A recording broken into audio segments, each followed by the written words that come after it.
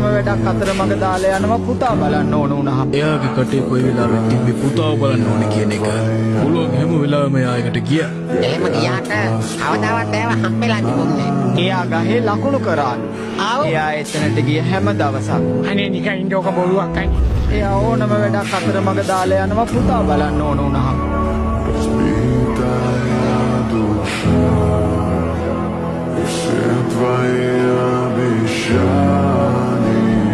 එයා ගහේ ලකුණු කරාලු. එයා එතනට ගිය හැම දවසක්.